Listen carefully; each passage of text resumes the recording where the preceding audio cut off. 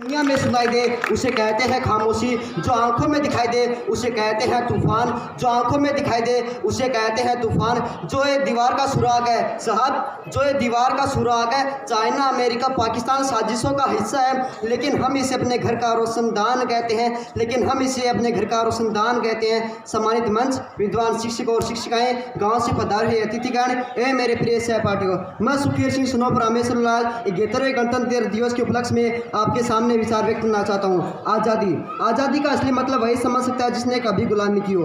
हम सौभाग्यशाली हैं कि हमने स्वतंत्र भारत में जन्म लिया। वैसे तो आज़ादी की लौ 1897 में ही जल चुकी थी, जो वर्षाल बनकर 1947 में हमारे देश को आज़ाद कराई। प्राचीन मध्यकालीन एवं वर्तमान भारत के उदाहरणों से स्पष्ट करना चाहूँगा कि जब हम फिरंगियों के फेरे में फंस गए थे, तो रंग दे बसंती चोला की एक आवाज़ पर टोलों के टोले उमड़ाते थे, और उनके वंदे मातरम के नारों से खून में आने वाला 5-5 डिग्री का तूफान अंग्रेजी शास्त्रों की जड़ों में तूफान ला देता था। लोग मर जाते थे, मिट जाते थे, फांसी चढ़ जाते थे, तो वो भी अपनी देशभक्ति साबित कर रहे होते थे, क्योंकि उस दौर की देशभक्ति की कसौटी थी। उसके बाद 1965 के युद्धों में अपना सुहाग गा देने वाली औरतें, जब अपने घर के हालात ये हो जाया करते थे कि प्यार भी भरपूर गया, मांग का सिंदूर गया, अपने नौनिहालों की लंगोटियाँ चली गई, छोटी छोटी बेटियों की चोटियाँ चली गई, बाप की कमाई गई, भाई की पढ़ाई गई, एक ऐसा विस्फोट हुआ पता ही चला नहीं, पूरे जिस्म की कई बोटियाँ चली गई कि आपके लिए तो एक आदमी मरा है साहब, किंतु मेरे घर की तो रोटियाँ ही चली गई। वाले हालात पैदा हो जाने के बावजूद भी एक माँ अपने बेटे को सरहद पर दुश्मनों के धज्जियाँ उड़ाने के लिए भेज देती थी, और उसे पत्र लिखा करती थी कि अम्मा ने खत लिखा है बड़े ही चाव से, पुत्र मेरे ना घबरा जाना, 1 इंच भी पीछे ना हटना चाहे, इंच कर जाना, 1 इंच भी पीछे ना हटना चाहे, इंच कर जाना। इस तरह पूरा परिवार अपनी देशभक्ति साबित कर रहा होता था। तब देश बलिदान मांगता था, तब देश लड़ जाने को कहता था, मर जाने को, मिट जाने को, फांसी चढ़ जाने को कहता था, लेकिन अब देश लड़ जाने को नहीं कहता, मर जाने को, मिट जाने को, फांसी चढ़ जाने को नहीं कहता, बल्कि मेरे साथ में यदि कोई व्यक्ति अपना काम पूरी ईमानदारी, पूरी मेहनत, पूरी लगन से करता है तो वही सबसे बड़ा देशभक्त है। मैं नहीं मानता कि फेसबुक और व्हाट्सएप की डीपी को 3 रंग में रंगना ही देशभक्ति है। यदि आप कहेंगे कि साल में 2 बार तिरंगा ले लेना ही देशभक्ति है, तो पूछना चाहूँगा कि फुटपाथ पे रहने वाला वो बच्चा ट्रैफिक की छांव में नंगे पांव तिरंगा बेच रहा होता है, तो क्या आप उसे उसकी देशभक्ति कहेंगे? नहीं, बल्कि मेरे विचारों में यह उसकी देशभक्ति नहीं, बल्कि उसकी पेट की शक्ति है जो उसे ऐसा करने के लिए मजबूर करती है। क्योंकि ना मस्जिद को जानते हैं ना ही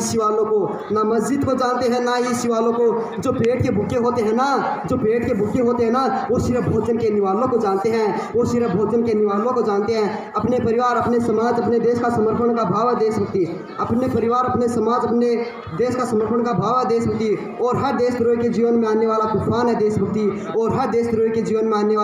देशभक्ति, ताकि हर देशद्रोही ये समझ सके कि अगर तू परिंदा है तो यह आसमान तेरा है, अगर तू दरिंदा है तो यह शमशान भी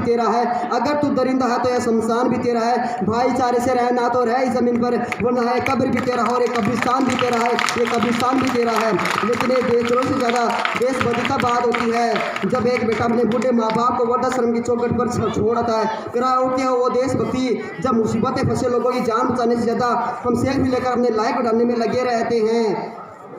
आज के वो विवाद 4x4 की स्क्रीन पर अपनी अंगुलियों के घर्षण से अपनी कोमल अंगुलियों की भावनाओं की मोची बेच रहा है। 4 बोतल रोड का काम मेरा रोज का ने भारत का भविष्य तबाह कर रखा है, परंतु सब देशवासियों के दिलों में यह भावना होनी चाहिए, ये नफरत बुरी है ना पालो इसे, दिलों में नफरत है निकालो इसे, ना तेरा ना मेरा ना इसका ना उसका, ना तेरा ना मेरा ना इसका ना उसका, ये हम सब का वतन है, बचा लो इसे,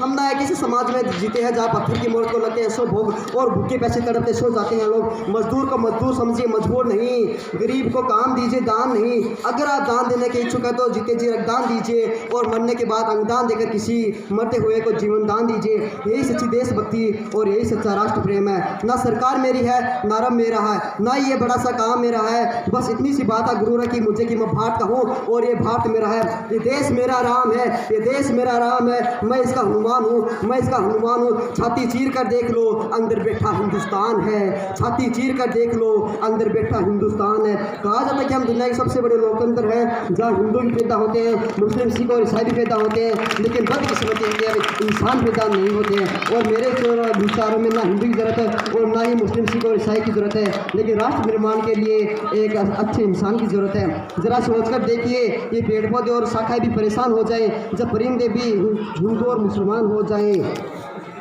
और मैं सैल्यूट करना चाहूँगा सीमा पर खड़े हर जवान को, पुलिस प्रशासन को और इस देश के हर उस व्यक्ति को जो अपना काम पूरी मेहनत, पूरी लगन, पूरी ईमानदारी से करता है। घर से विदा कर रहे हो देशवासियों, घर से विदा कर रहे हो देशवासियों, दिल से कभी भी जुदा मत करना, दिल से कभी भी जुदा मत करना। आंगन से हो रहे हैं अलग, आंगन से हो रहे हैं अलग, लेकिन आप यादों से कभी इन शहीदों को अलविदा ना कह देना, लेकिन आप यादों से कभी इन शहीदों को अलविदा ना कह देना। और अंत में मैं अपने देश के लिए यही कहना चाहूँगा, देशभक्तों के बलिदान से स्वतंत्र हुए हम, देशभक्तों के बलिदान से स्वतंत्र हुए हम। कोई पूछे कौन हो, कोई पूछे कौन हो, तो गर्व से कहेंगे भारतीय हम, तो गर्व से कहेंगे भारतीय हम। शोले भी सरहद होंगे, शोले भी सरहद होंगे, हौसलों में फिर से उड़ान होगी, हौसलों में फिर से उड़ान होगी।